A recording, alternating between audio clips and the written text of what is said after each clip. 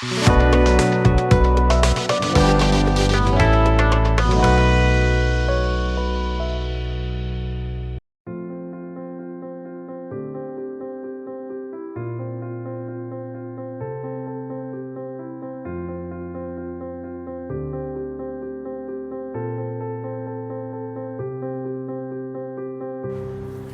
Letter to God by G.L. Fuentes is a short story written in third person about a farmer named Lenju.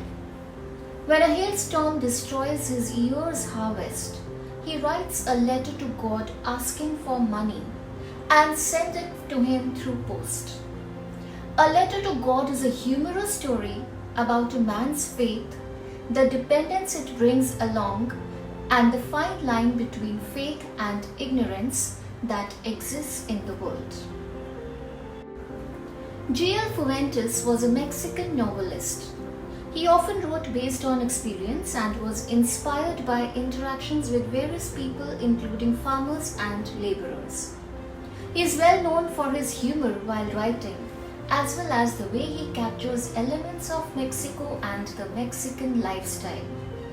His writing is also realistic, which can especially be seen in A Letter to God.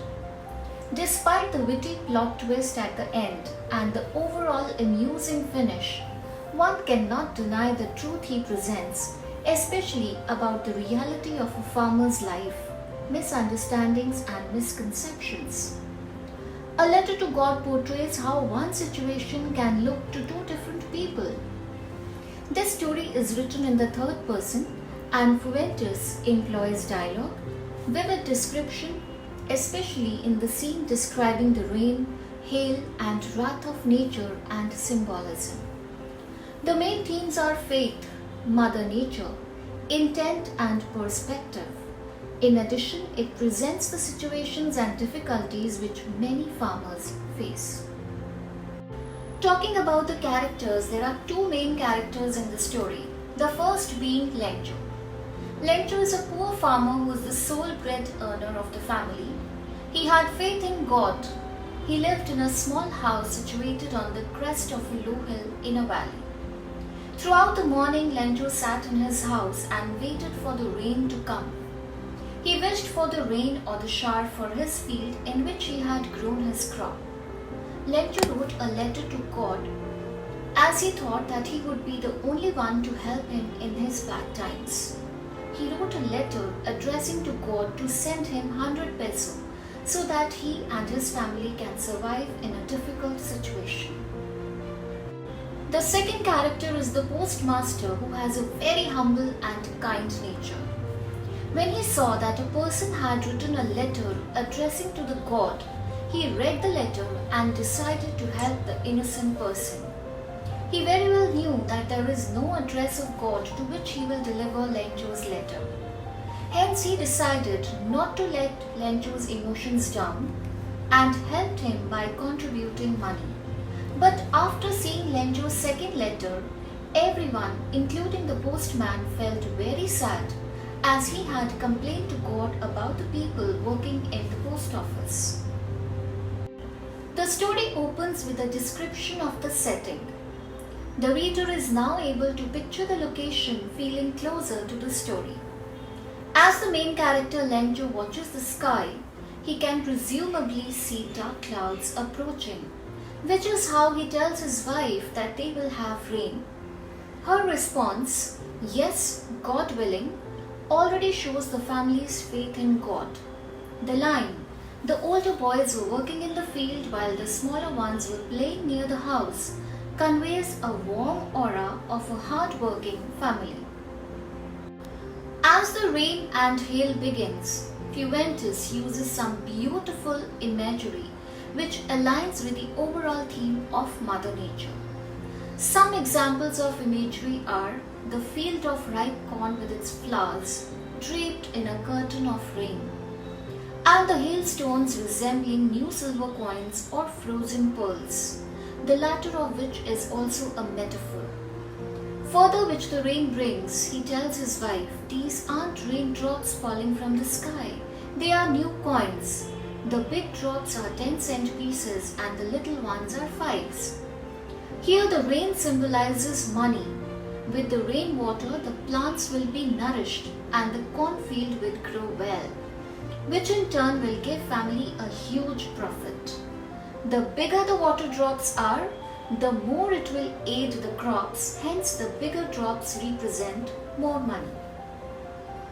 When the hail starts, Lencho describes it as new silver coins once again.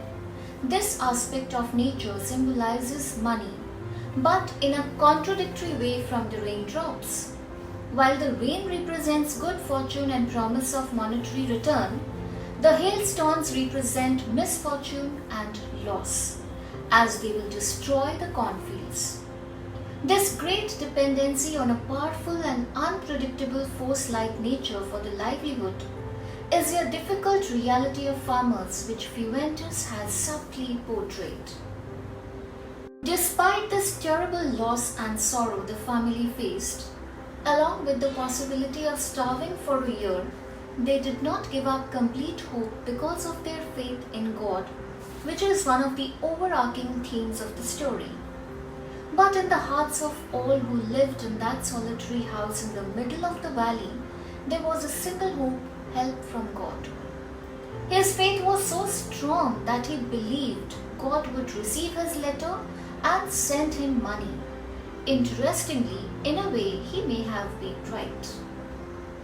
While God may not directly appear and respond with the 100 pesos, it is a mysterious way of the universe, which leads to the postmaster gathering money for Lencho.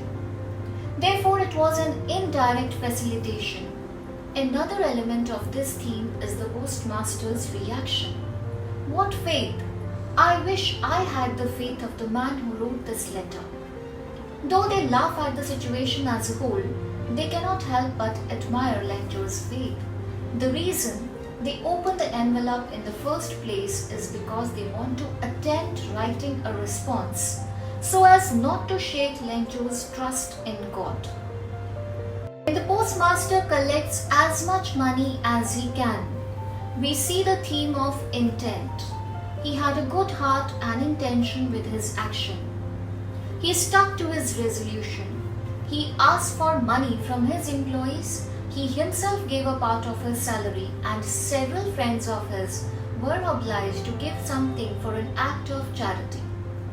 The second theme is perspective.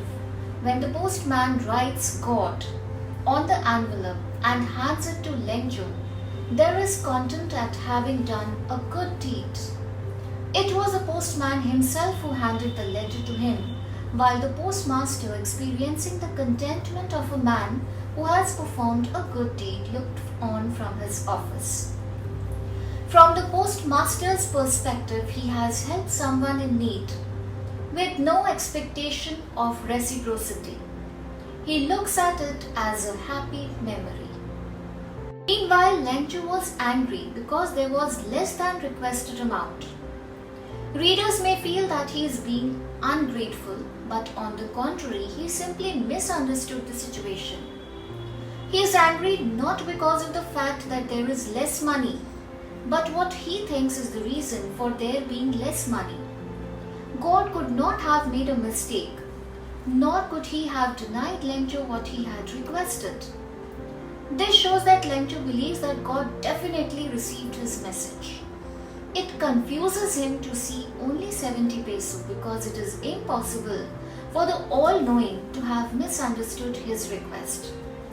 His belief in God is so great that he is certain God sent 100 peso, which means according to him, the only possible explanation is that the envelope has been tampered with. This is the second perspective. From one end, the postmaster watches with pride and contentment at a job well done, and from the other end, Lencho looks on with anger.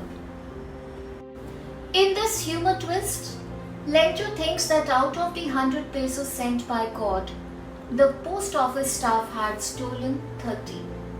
Now we understand why Lencho was angry. He was not ungrateful, but rather furious at the thought that his money from God had been stolen. We can see this in the way he writes, "Only 70 reached me, rather than you only sent 70. The letter hence symbolizes faith. Fuentes ends the story in this irony: the content postmaster who tried to do a good deed, and Lencho with his strong faith who completely misunderstood the situation and expresses his anger and distrust in the post office that helped him. The story reflects the blind faith of a farmer. The crops are destroyed by the storm, but the farmer takes it as a divine action. He writes a letter to God, which is a height of blind faith, and finding the money he believes that it has been sent to him by God. Even when he finds 70 peso, he is not pleased, as he thinks that God must have sent 100, but the postman must have stolen 30 peso. The story reflects the mentality of illiterates and poor people of village, and also the sympathetic nature of people like postman. The other theme which is mainly reflected in this story is the two different sides of the same story. Lencho the farmer is an uneducated person and full of blind faith. He is unaware of the reality. Hence, rather than thanking the employees of post office, he calls them greedy and bunch of crooks. This is the irony in the story. On the other hand, the postmaster, who was moved by the innocence of the farmer, never expected such response by the farmer. The conclusion of the story is that humans don't trust over humans, as we can see in the story, that Lencho did not trust the post office employees. He thought that post office people had taken some amount of money, but the reality was that post office people had collected money for Lencho.